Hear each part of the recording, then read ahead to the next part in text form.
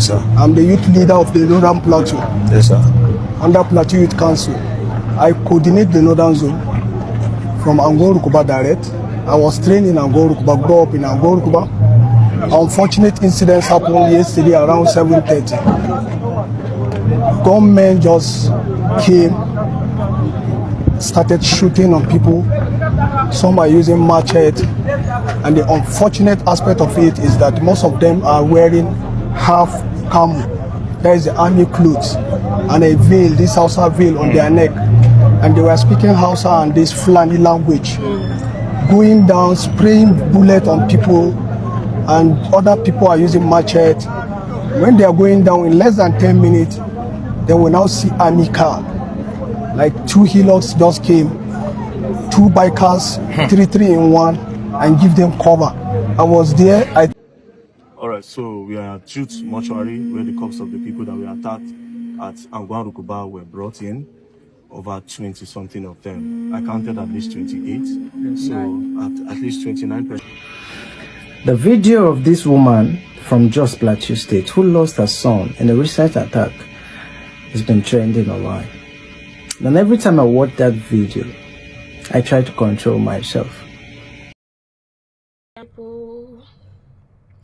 Oh, goodness. People have lost lives, my people. People have lost lives. People are shedding tears. People are crying in Jos. Look at, like, the government that was expected to protect people. Like, the way... okay, guys, let's watch the video. So, on this video, please watch. After, please watch the video, please. So, this is VDM interviewing the youth leader of Jos. Look at what he has to explain. Look at the kind of truths that are being hidden. That he was an eyewitness and he explained everything detailedly. Let's watch the video, please. And if you are coming across my channel for the first time, please don't forget to like, share, and subscribe. Let's watch the video, please. I try to control my emotions. The reason is, I watched this video with a kind of mind that really wants to explode. Because make it make sense to me. Just make it make sense to anybody that a country like Nigeria, a country claims to be the giant of Africa. This is all we got. This is everything we get from a country we claim is the giant of Africa. We've lost hope. So painful that the last hope of a nation when such insurgencies like this happen is the military. But even our military are solidly behind these terrorists, the people perpetrating these acts. Because why will the military head, the chief of defense, come out to tell you that the bandit who does these things, they call them repentant? The same people you claim have repented and should be welcomed with open doors and windows and arms, they are the same people who are doing these things almost every blessed day. Now, there is nothing you expect from Nigeria any day when you wake up than bad news. No good news happening anywhere. You will not hear anything good about the country. Not in any state. Not from any region. Everything you hear is bad news. Now, the worst part of it all is this. There are still people in Nigeria who are defending this government. Come back. Since we're brought in here. So the government said they are not going to be doing a mass burial, that they will be burying them individually to give them the respect. I saw pregnant women. I saw a lot of young persons, older persons that were killed. So this man was present there yesterday. So he's going to give us an account of what happened. So my brother, please, in details, leave the case out. Now, as at about 7:45 p.m. yesterday night, I was driving down from Bauchi Road going to Lamingo, and then as soon as I got to the Angorukuba, I saw some men, on machine, about 4 to 5 machines, and then they started shooting. And as soon as I realized that it was, a heavy gunshot, I had to quickly try as much as possible to park where I'll be safe. And then from there, I started, getting the account of actually what happened. And I realized that so many people were actually shot dead, to the extent that even someone who actually entered a particular shop where that was actually in shop to hide, they still went there and gunned him down. And if you go to the shop presently, you realize that there are gunshots, on the shop. Now, why people actually ran was because it was believed that it was NDLEA. Because sometimes when NDLEA comes there, maybe possibly to make arrests, they shoot. And that was why all the youth actually ran. Because believing that Angola youth are not youth that does not know their rights. But considering the fact that, NDLEA had been coming there before, they thought it was a normal arrest and then they ran. And that was why the casualties was actually much. And that was why the culprits also were able to, to escape. So as at that yesterday night, some were actually taken to the hospital, some of the victims, and some that actually died immediately, were left there. And why they were left there was because everybody was agitating that taking them to the hospital, there might be, a report of saying it is just one person. And while, the victims were much, or the dead were much. So the people that you saw, Yes, what sir. were they wearing? The people that came were actually wearing this. Some of them wore like a camouflage, and then some of them also were using this their turban.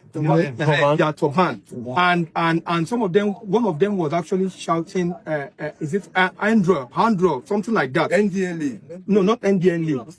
Endro. That is in Fulani language now. Yes, that they should pull back and stuff like that. So The camouflage that they were wearing, what type of camouflage was it?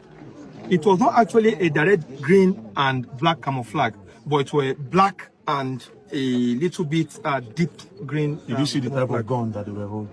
Actually, they were actually using AK-45. AK-47. AK-47, sorry. Yeah. And that was why, if you go to, why I said so is because if you go to the scene where I said they actually entered the shop and gunned down, you realize that there is even a gunshot, on the wall. So if it were a normal gun, the gun will not penetrate and even give a hole to the door, because the door is actually a steel wall, not actually The people I saw, yes. the bodies I saw, Yeah. it's not all of them that were carrying bullets home. Yes. So how is it possible that they come down at some point to start using cutlass? Yes, it came down at some point to start using cutlasses. In fact, we have account of like 2-3 people that you see cutlass on their head. It's Easter, which is the representation of Jesus Christ. So doing that thing yesterday was barbaric. This same thing happened on Saturday in Borno State. A lot of people were also killed. Now, it's quite unfortunate that the Minister of Defense, Christopher Musa, I was surprised when I saw him on the campaign ground, that the Minister of Defense are supposed to be strategizing with the amount of insecurity we have in Nigeria. You are campaigning? That is the most craziest thing. I lost hope.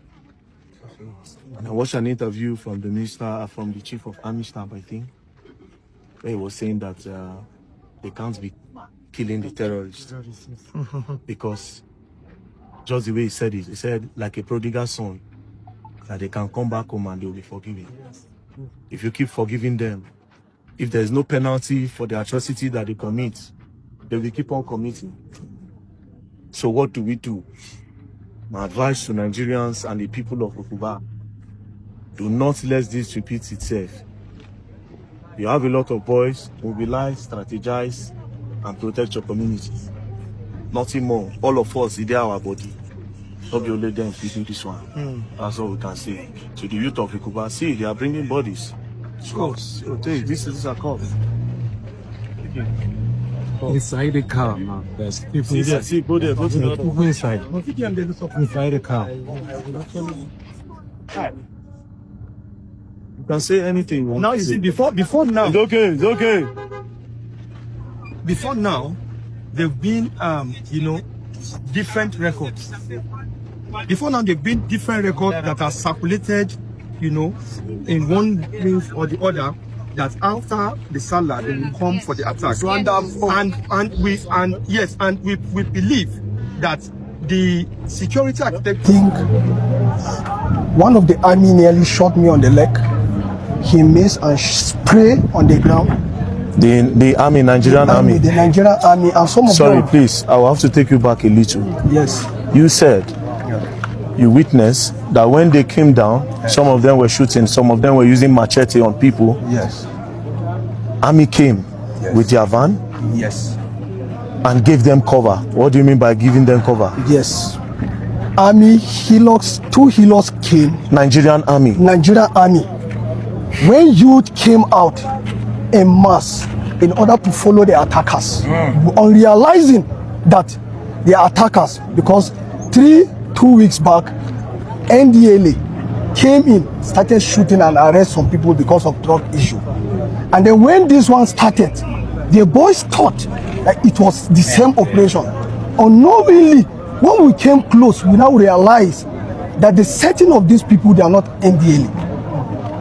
Then we now gather the youth, trying to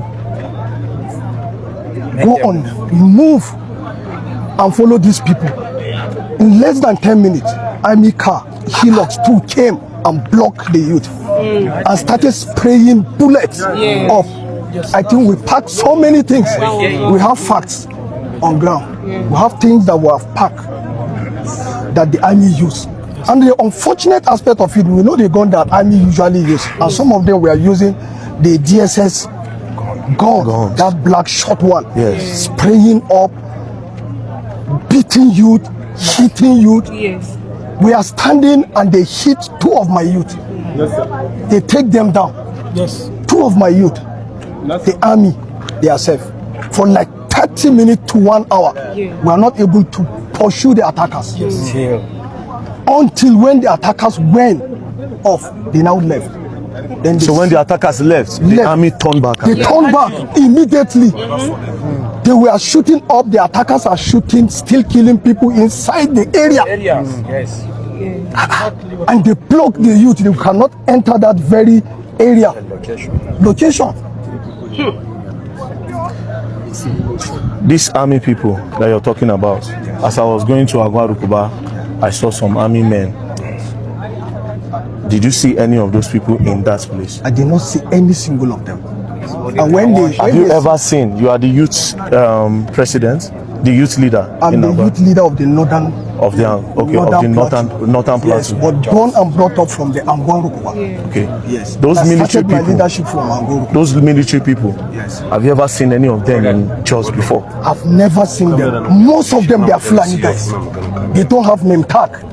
They don't have name tag. Most of them, they are the same thing. But they came with the army truck. Army truck, 2 trucks and 2 bikes. And you have never seen them in Jos before? I've never seen the trucks. I've never seen their shape. Some of them has camouflage trouser and cap. Yes. Camouflage trouser and I will not make some innuendos. You people have heard from the youth leader who was present and saw everything. So this is from an eyewitness and nobody else. Anyways, I just want to say sorry for your loss. I heard the governor said that they are not going to do a mass burial, and they are going to give them a befitting burial individually. But the question we'll ask the government today is, when does it stop? Since I was a boy till now, I've been hearing about Plateau.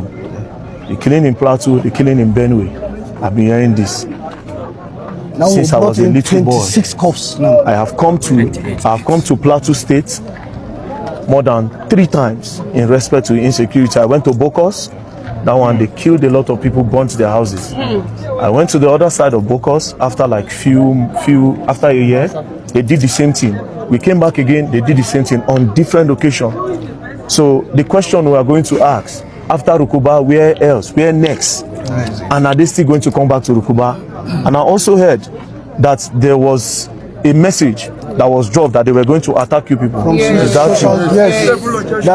from social media, they send a message particularly that they are going to attack Rukuba after Salah. And we have one content creator who says that. His name is Danfo. He's a popular content creator. He promised in public that he will come and they will attack after the Salah. The Danfo said he will attack. He will attack. He's a content creator. Danfo. He's a northern content creator. His name is Danfo. We'll get Yes, his information. he's a Danfo, We'll put not the a information content there on the video. Exactly what And happened. that's exactly what happened. And the Danfo, security yes. house. We'll put him on the video so everybody will see him, and then we'll officially write to the government to see what they can do. Sorry for your loss. Sorry for your loss. Sorry for your loss. I had to just drive myself to come, just to come and make. So guys, after watching the video, we can see that I don't like to diagnose this thing, like to really diagnose it well. We'll say that there are people in power who are supporting this Boko Haram. Yes. Because how can the military instead come and block the way and be helping them to be escaping and killing innocent people? How can we explain that? What are the grounds that stand on that? Means that there's no government. There's no government there. Means people are just supposed to live. Now in that area, it has to be survival of the fittest. If this kind of the military can come, the military will not chase after the people to capture them. Military instead come and be doing their own stops there and protecting the Boko Haram people for committing more crimes. This leader was there present, and this is what he had to say. This is the clear review of what happened. So the government has to come out and say something. The military has to explain what do they mean by that. So guys, please don't forget to like, share and subscribe for more videos. Okay, bye.